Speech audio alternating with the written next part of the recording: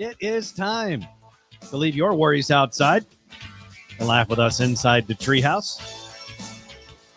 I'm Dan O'Malley, along with Trey Trenholm on Tuesday, March 25th, 2025, 3/25/25.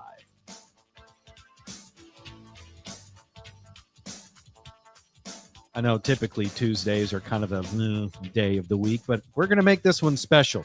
And we're going to start with something really kind of earth-shattering for a lot of people. But it could be seen as kind of an amazing thing. Just kind of depends on your perspective, okay? I'm going to quit trying to, front sell this too much and just give you the goods. Trey, if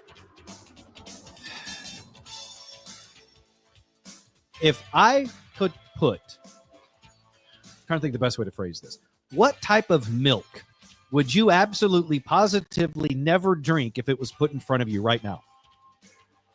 What type of milk would you absolutely positively never drink if it was put in front of you right now? Is there a lot? Buttermilk. Say it again. Buttermilk. Ooh, that's a good choice. A buddy of mine from high school, his grandma was like 90-something years old.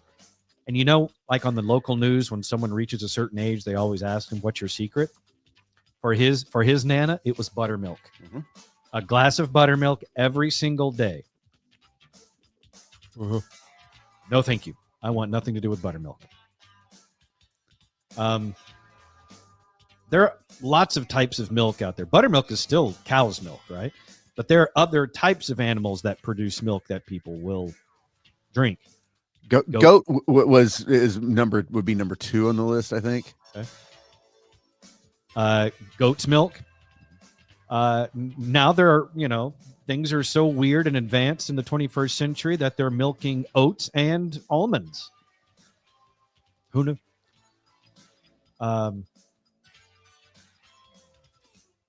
There is another milk, though, that I did not know about, and I am a little scared.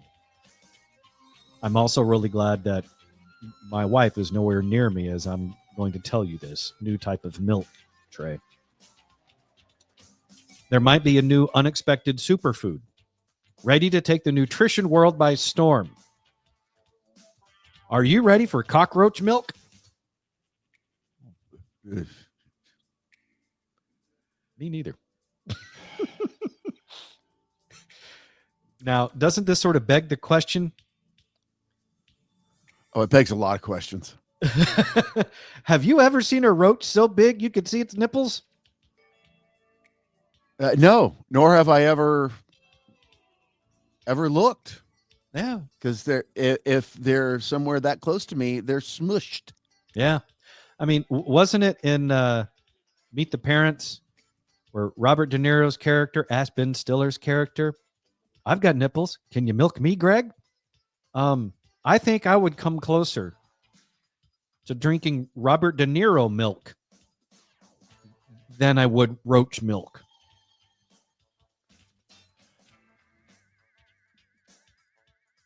But it's real. I'm who, why, what? This, because now all I can think of is the occasional time you smush a roach and there's liquid that comes out. Yeah, no, I'm with you. When you hear about cockroach milk, all the questions do come to mind. To me, the two biggest are how and why. Why? Ugh. Scientists have found that milk from the Pacific beetle cockroach, which births live young, did not know that, is highly nutritious, containing proteins, amino acids, fats, and sugars. It offers 3 times the calories of buffalo milk. Also something I didn't know was an option, although it makes sense. While cockroach milk could be a future superfood, challenges include production practicality and safety for human consumption. I think the biggest hindrance is going to be the factor.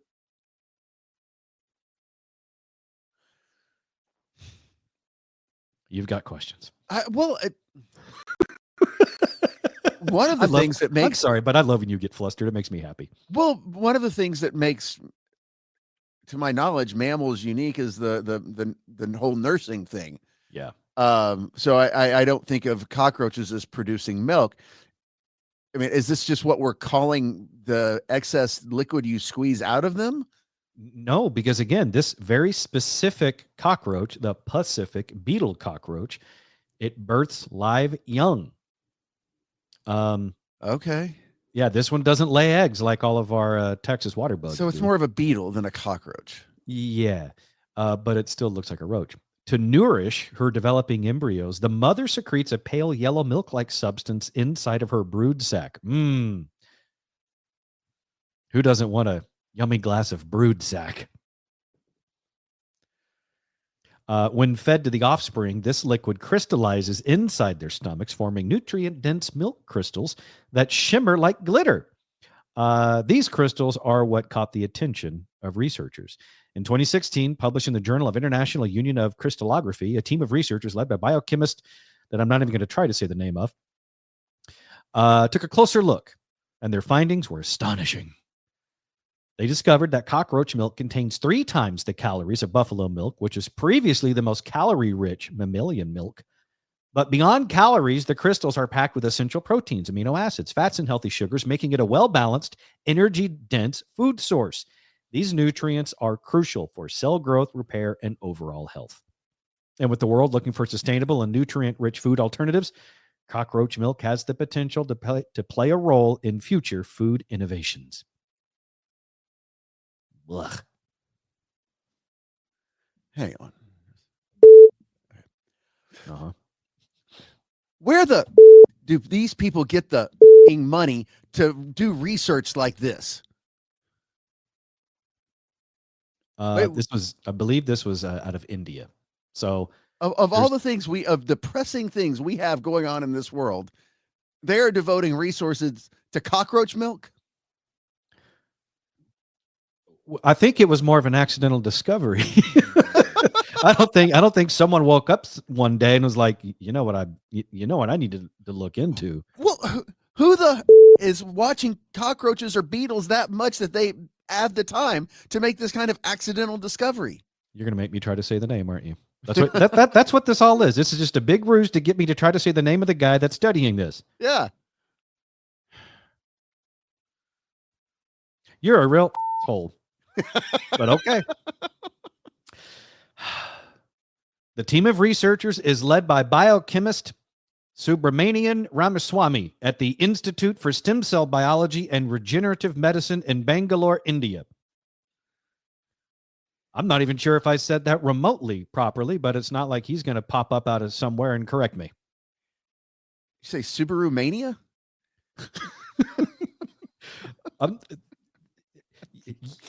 Yes, Subaru Mania. Dr. Subaru Mania is the one who is responsible for cockroach milk. Thank you very much. You're listening to the Treehouse. Visit us online at treehouseonair.com. Let's get Daniel Cook from Cook DFW Roofing and Restoration into the Treehouse. 833 Cook DFW is the phone number you need to get Daniel and his expert team out to your home to give you that free roof inspection. The website, cookdfw.com. Daniel, I know you are a huge weather bug, so I'm curious what the Cook DFW Weather Almanac says for this year. Well, Dan, I mean, we just went to an event, and believe it or not, we're in kind of a neutral pattern right now between a La Nina and El Nino, and we're starting to switch over, and we will see some, turbulence. It's supposed to be on the lighter side of events this year, so that's one good thing to think about. We won't have as many, but the ones that do happen are supposed to be more severe. So less of them, but maybe bigger ones when they do occur. So perfect time to start getting ready. Look around your property. Think about high winds. Do you want a whole bunch of stuff weight it down in your backyards, trampolines, patio furniture, things around your pool? How close are your trees to your roof? Are they going to rub along your roof and tear off shingles and damage your gutters? Think about what could happen in not normal settings. Everybody looks at their houses when it's beautiful outside and 70 degrees and sunny, but not when it's going to be with 70 and 80-mile-an-hour winds with debris and rain. And so you need to think about what could happen at the worst case. And so if you have any questions, let us come out. We can walk around your property with you. We can give you some education. We can show you some things that should be done to your property before storms hit. And after they hit, we can come out again and see if you have damage. So very simple. Just give us a call. 833-COOK-DFW. Use that today. 833-COOK-DFW. Make sure you tell them that you heard about them right here inside the Treehouse. Also hit that website, cookdfw.com.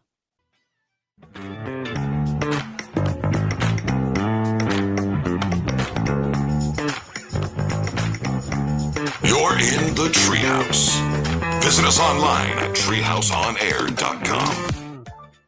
This segment of the Treehouse is brought to you by Cook DFW Roofing and Restoration. To get your free roof inspection, call our friends at Cook DFW Roofing and Restoration. 833-COOK-DFW, 833-COOK-DFW, or go to the website cookdfw.com because, storm season is upon us and you want to know if your roof is capable to withstand that next big storm. So call Cook DFW Roofing and Restoration to get that free roof inspection and find out. 833-COOK-DFW, or again, the website, cookdfw.com. Back inside the Treehouse now, I'm Dan O'Malley along with Trey Trenholm on Tuesday, March 25th, 2025. We were just talking about Dr. Subaru Mania. Since I can't properly pronounce his name, that's the closest that we're going to get today. From India, Dr. Subaru Mania is the one that's leading the team of researchers behind the discovery of cockroach milk and what may be the new superfood to hit store shelves eventually after some more studying and a lot of psychological barriers to jump over and get through before cockroach milk hits our store shelves. I would have thought it's something where, the Indigo Girls and Melissa Etheridge were headlining. Yeah. You'd think. Yeah. But things have a tendency to change quickly. Now, I will say this. If there is one product that has had some amazing advertising campaigns throughout the years that might have a chance to convince people to drink cockroach milk, it is the people behind the milk ads. I mean, some of the most iconic ads in the history of advertising were about milk. Two of the biggest ones, got milk? Mm-hmm. Two words. Phenomenal ad campaign. And one of the other ones that actually came before the Got Milk campaign, milk, it does a body good. Yeah, you're right. Remember those commercials where like the kid is drinking milk and he's looking at himself in the mirror? In the future, it's like the older, buffer version of him. All those variations of those milk, it does a body good commercials. Yeah. And then, I think that was in the 90s and you'd have all the models and everything with the milk mustache. Yeah. Oh, yeah. Yeah, I don't know if you're going to get that same type of response out of cockroach milk. It does a body good, but I'm just saying, if someone has a chance to overcome some serious limitations, it might be the milk industry. We'll see. Other things going on, though, in the world. I don't know who has stated this officially, but there are a number of people that believe that there is a population decline occurring, at least in some countries. I don't know if that's the case globally, but birth rates are down quite a bit in various places around the world. There are some people who theorize that South Korea could be gone in 3 generations if their birth rates continue. My goodness. Well, some countries don't have the same issues with that they, some are producing, I guess, fine. Like you said, Trey, South Korea, I guess, is having some issues. I guess they're having a population decline in Russia as well, because one politician in Russia has a solution for the population decline. and it's a controversial one by 21st century standards. His solution for population decline is for women to go back to wearing miniskirts. God bless him. Yes. Yes. Let's take gender equality back a few decades, and he does, because he says he wants women to dress like they did in the 70s with the short skirts to help boost population and to boost birth rates in Russia. So his solution: women got to dress hotter. You want more babies? You got to dress hotter, ladies. That's his solution. Obviously, it's being met with a fair amount of blowback. Clearly a man who has studied the issue and is, No, is he hasn't. He's on the not forefront of No, he has not studied the issue. What he's studying is every woman that he sees.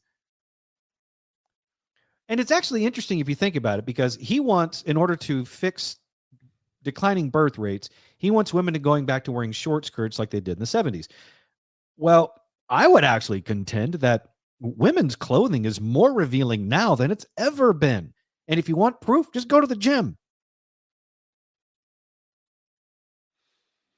No, you don't think so?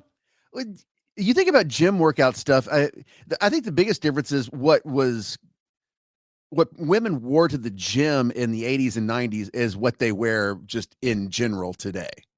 Yeah. But the problem with his argument on the male side of things, he's 100% correct. We are visual creatures. You see a hot woman in a mini skirt, you think I'd like some of that. The problem is getting the women to go, oh yeah, I want some of his middle-aged ass. Well, maybe you too need to wear the mini skirt.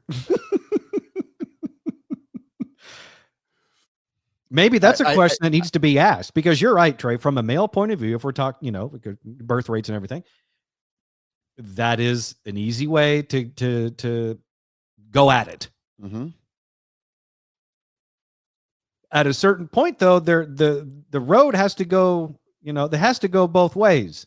So I think a fair question to ask would be, ladies, in order to increase birth rates, what would help? And unfortunately, most of us don't want to hear that answer because we don't like doing dishes. Hey, I like we can cook. We can do other things.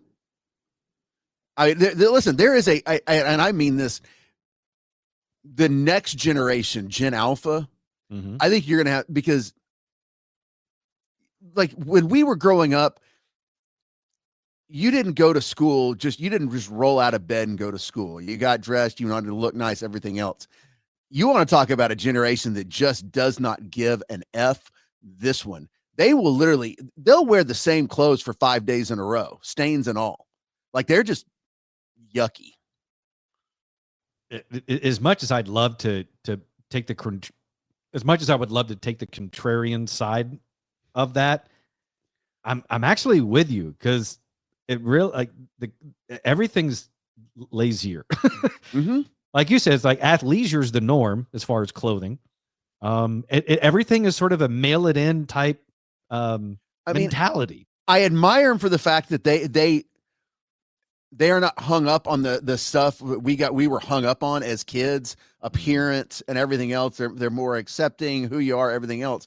But at the same time, at a certain point, wash the stank off and make it, make everything look nice. Yeah. So, I mean, so it's interesting. Isn't it ironic though? When we were growing up, and I do not mean to get this political, but when we were growing up, 80s, 90s, we were told that all our coastlines were going to be underwater and we were overpopulating the earth. Here we are. Now we're talking about we're not making enough babies. And now we need to go back to the 70s decade. That's the solution. There are declining birth rates around the world, and one Russian politician's solution is to get the women to go back to 70s style dress, wearing mini skirts and meet boys like they did in the 70s. But Basically, he's saying the women need to be sluttier. yes, but he's not an animal. He's only asking women to wear mini skirts on sunny days, not when it's cold outside. He's a visionary.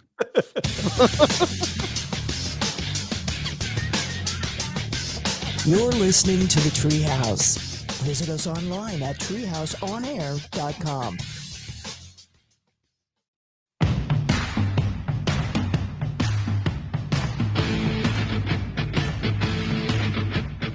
You're in the Treehouse. Visit us online at treehouseonair.com. It is time to advertise right here inside the Treehouse. If you're interested in sponsorship opportunities, shoot us an email, treehouseonair@gmail.com. That's treehouseonair@gmail.com to advertise right here inside the Treehouse.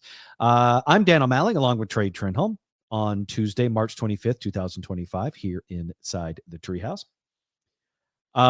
Trey, you were just talking about how Gen Z is real big on just kind of wearing the same thing over and over. It's not so much Gen Z, Gen Alpha, which is the younger, the kids that are like in high school now. And athleisure type stuff is the norm. As slob. There you go. Dressing like slobs is becoming more normal. Well, I'm going to use that as inspiration. All right. To play Believe It or Not. All right.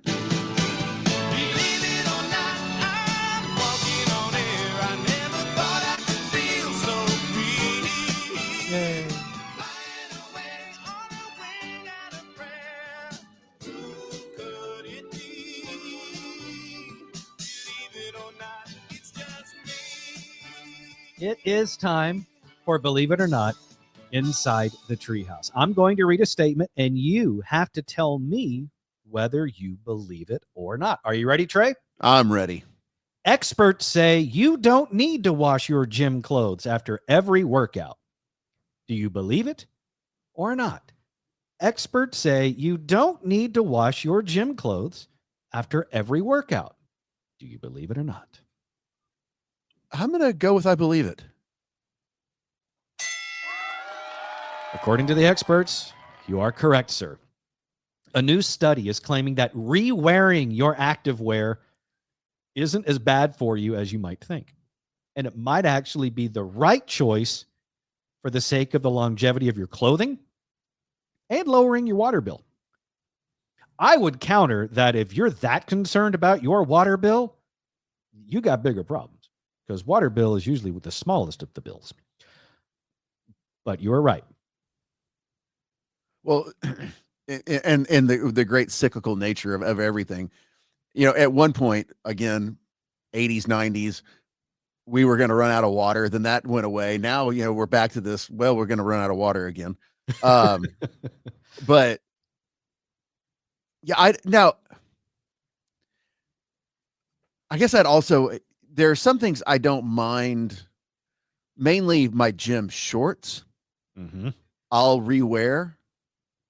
Socks, no. Shirt, if I get really sweaty, hell no. I am a man, and there are certain things that I've done as a man that I will do forever as a man. When I was in middle school, high school, college, into adulthood, I would smell my pants to see if I could wear them again. Now, as a 45-year-old man, I still smell my pants to see if I can wear them again. However, there are some exceptions.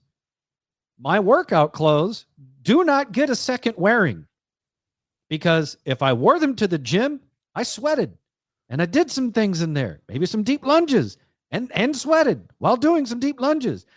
I don't need to wear those again. Those do not get a second wearing. But according to this new study, they're saying that you can go up to 3 times having worn your gym clothes before you need to worry about washing them. And I just can't do it. Sorry. I'll do it with my gym shorts because I've got underwear in between there. And now socks, no. Shirt, not if I worked up a sweat. So I'm kind of in between on that one. I'm not. Plus, I don't know why. I have the worst time finding workout shorts that I like. So I'll I have shoot like you some 2. recommendations. Okay. I'll shoot you some good recommendations. Sorry, but if I'm at the gym, everything, when I get home from the gym, everything goes in the dirty clothes. None of that's being worn again. Once. Because if I went to the gym and didn't sweat enough to where I could wear the clothes again, I probably would. But then why did I go to the gym? That seems silly. Now, when it comes to jeans and things like that, I'll wear the hell out of that. I'm fine with that. I even saw the other day, there are people that don't wash their socks immediately after each use. I do. If I put the socks on, when I take them off, they immediately go in the dirty clothes hamper. There are people, and I can't believe this, there are people that will take off those socks and then put them back on later. That's freaky to me. Something wrong with you people. So you get a little moist down below, and that's why you can't wear your gym clothes again? Yes, Trey. Yes.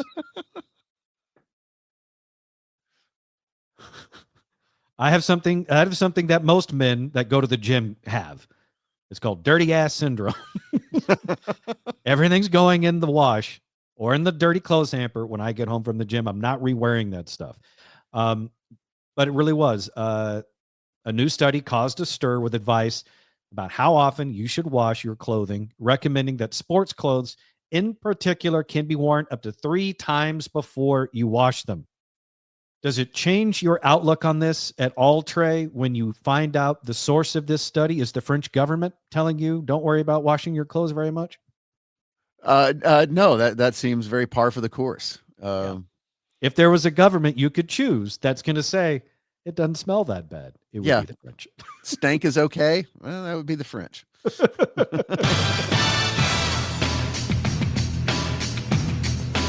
You're listening to the Treehouse. Visit us online at treehouseonair.com. In France, stink, c'est magnifique. You're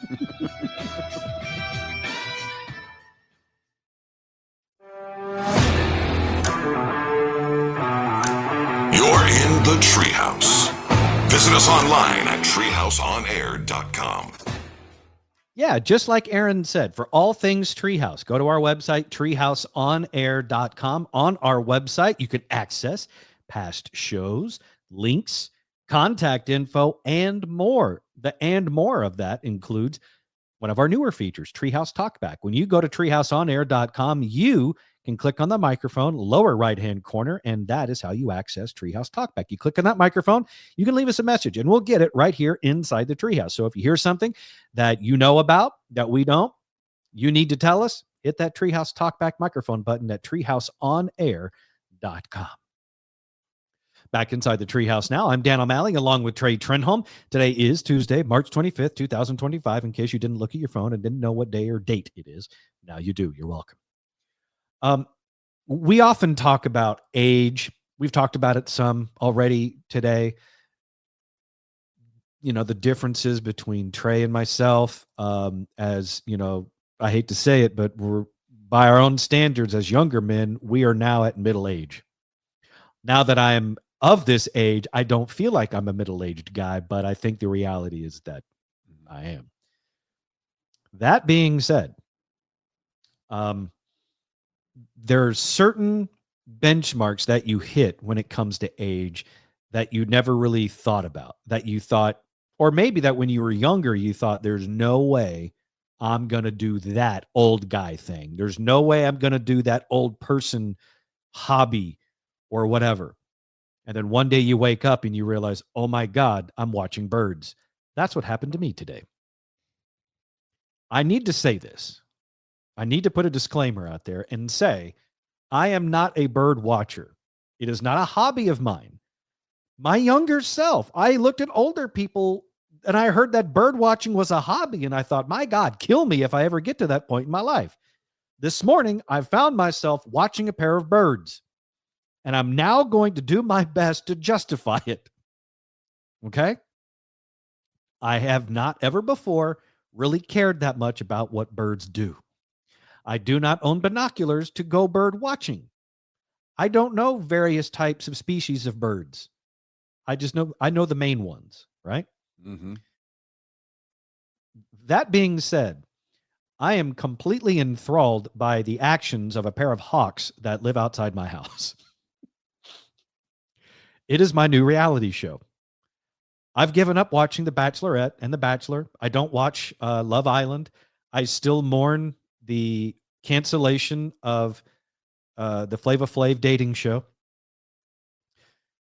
Flavor of Love. Flava of Love. Mm-hmm. But I am now kind of locked up in the soap opera that is the pair of hawks that live outside my house because they're fascinating creatures. On the power line outside my house, there's these two hawks, and they're a very sexual pair. I don't know how long they've been together, but they've clearly still got that spark. So I've seen these hawks get at it quite a bit. And the thing that really stood out to me this morning, I'm having my coffee, is looking out on the power line and seeing the two hawks next to each other. And the boy hawk, I'm assuming, and when I tell you this, you're going to understand why I'm assuming this. The boy hawk flies in and lands next to the lady hawk. And he's got himself a lizard hanging out of his beak. And he tries to give it to the lady hawk. The lady hawk shrieks at him a few times. And then she flies away, leaving the boy hawk just holding the lizard in his mouth, wondering, what did I do? And that's why I'm fascinated with the relationship between these two hawks outside my house. Is this a metaphor? Not because it's a metaphor, but there is a fair amount of relatability in their relationship that I am noticing.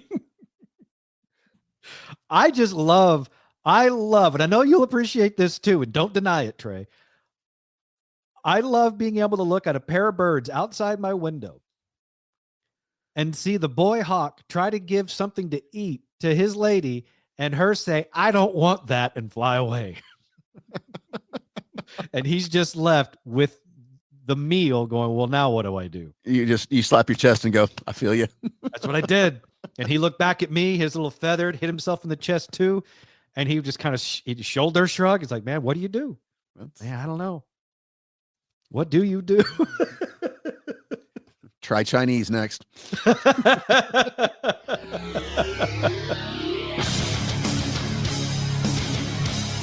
listening to the Treehouse. Visit us online at treehouseonair.com.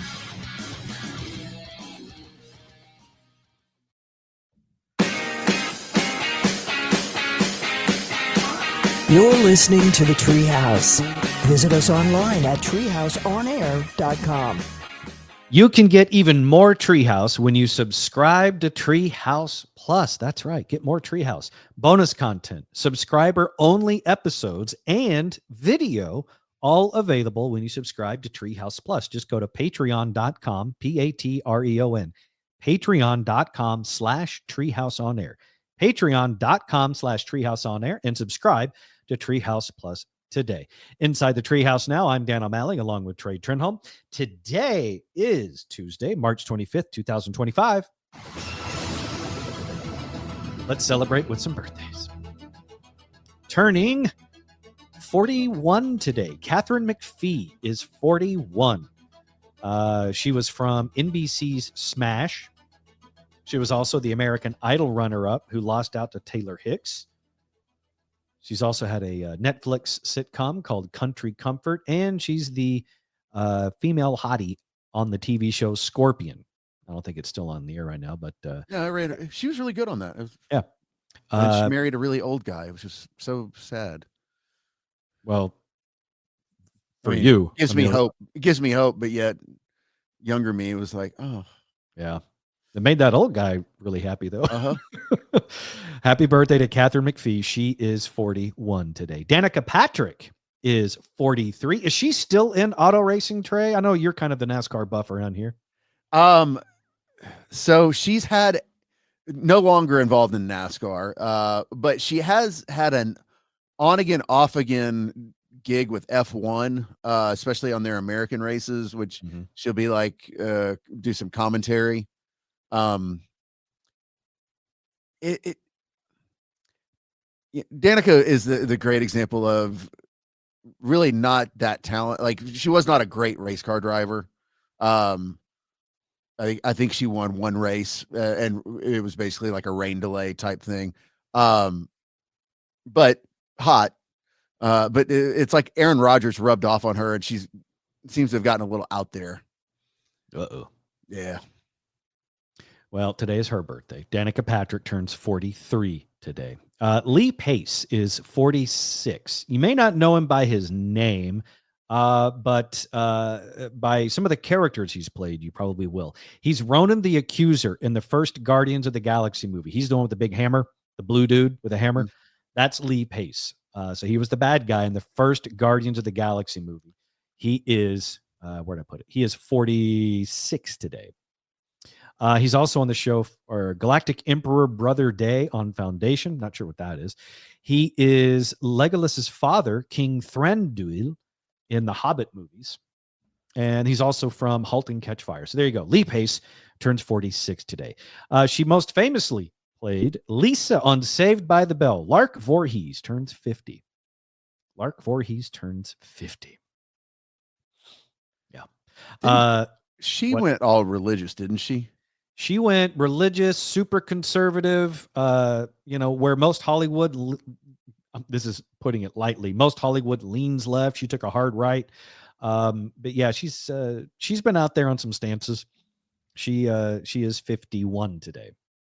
Yeah. Meanwhile, Sarah Jessica Parker turned 60. Star of the movie Girls Just Want to Have Fun that my sister forced me to watch numerous times in the 80s. Square Pegs. Is that a show or a movie? That was where she started, the TV show Square Pegs in the 80s. This is where our age gap. Oh, I don't recall Square Pegs. Mm-hmm. I just thought you were doing the Square Pegs round hole thing. I was like, okay. Yeah, I'm not familiar. I don't think I'm familiar with Square Pegs. Was this a game show or a sitcom? What's the deal? No, it was a coming of age high school sitcom. Okay. No, I remember her. I remember Sarah Jessica Parker. 1982. Oh gosh, it was only one season. Okay, well that's why I didn't see it. Oh, I can't. God, just the theme alone. Really, I'm gonna have to look that up. Yeah. I remember her in Girls Just Want to Have Fun, that my sister made me watch, which co-starred Helen Hunt, a young Helen Hunt. So that was interesting. Also, she was in, if I remember correctly, yep, I remember this. She was in a movie called The Boy Who Could Fly. And I remember that because I remember a scene with her in her underwear. And so, yeah, movie called The Boy Who Could Fly. Sarah Jessica Parker also in that. She's done, obviously, Sex and the City and stuff after all that. But, first impressions are big. Marcia Cross, who played Bree on Desperate Housewives, is 63 today. She's also from the TV show Quantico. Brenda Strong, also from Desperate Housewives, is 65. She's the narrator. So anytime if you've ever watched Desperate Housewives, or if your lady has forced you to watch it, the lady doing the voiceover is Brenda Strong. She is 65 today. Bonnie Bedelia is 77 today. Trey and I know her best as the one and only Holly McClane from the Die Hard movies. Oh, okay. Yeah.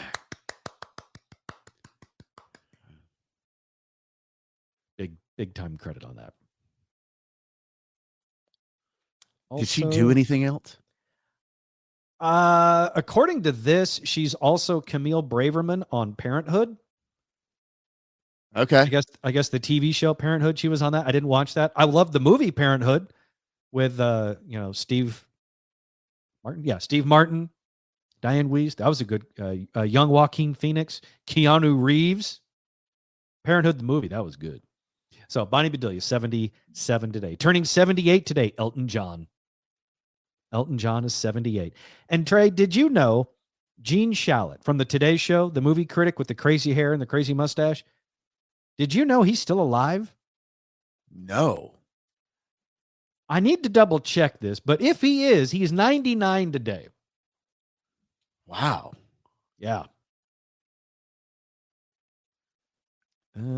He retired in 2010.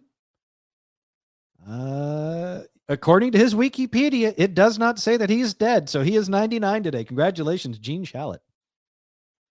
That's nuts. I mean, and you said he retired in 2010. If you had asked me, I would have said he retired in the mid 90s.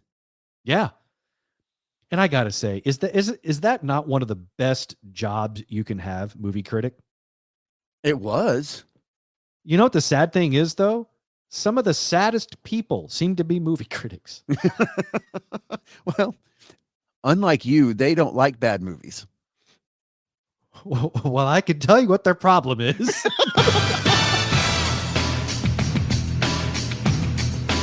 You're listening to the Treehouse. Visit us online at treehouseonair.com.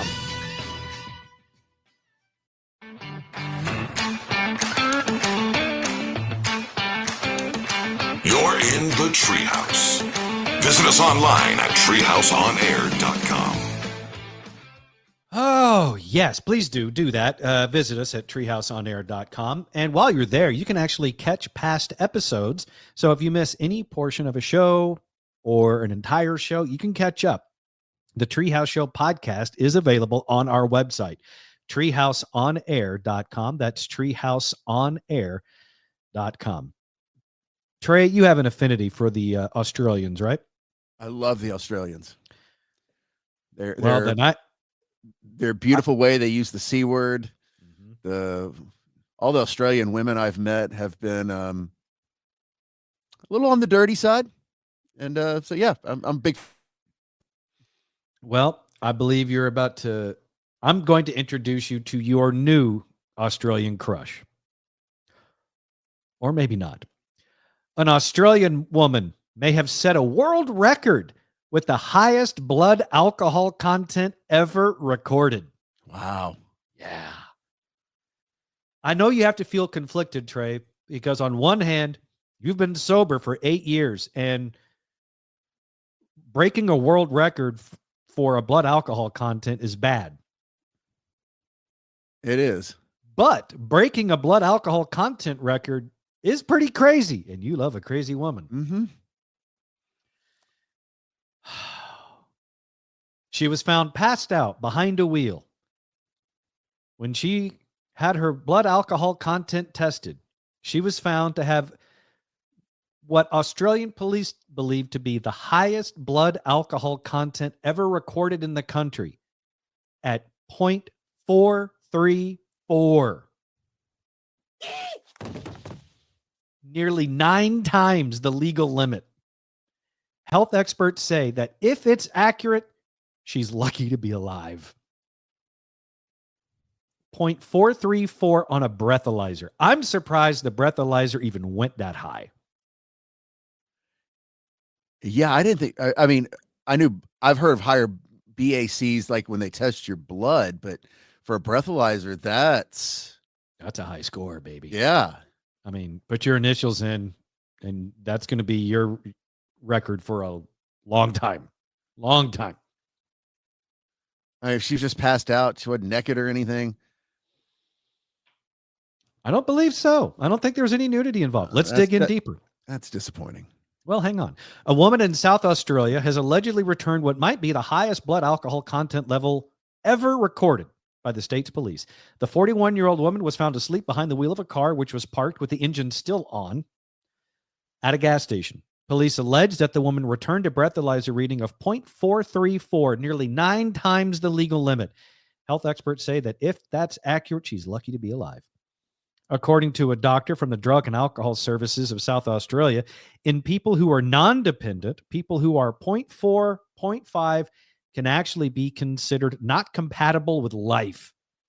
To reach a 0.434, a woman of average weight would need to consume a standard drink every 15 minutes for 5 consecutive hours, and it would take about 30 hours for her to sober up.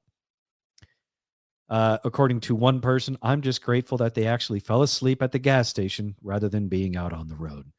The 41-year-old woman, she's lost her license for at least 12 months and will now be ordered to face court and the possibility of thousands of dollars in fines. What is the legal limit in Australia? Well, Trey, take 0.434 and divide it by 9, and that's how you'll find out. That's a level of math I'm not capable of, sober or drunk. I mean, that's only 0.05. I mean, I expected more from Australia. Well, I think it's because people got more from Australia. That's why they've had to drop that number so much. I mean, the way you make that sound, that sounded like us at a mimosa brunch back in the day. Yeah, and we too should have been arrested.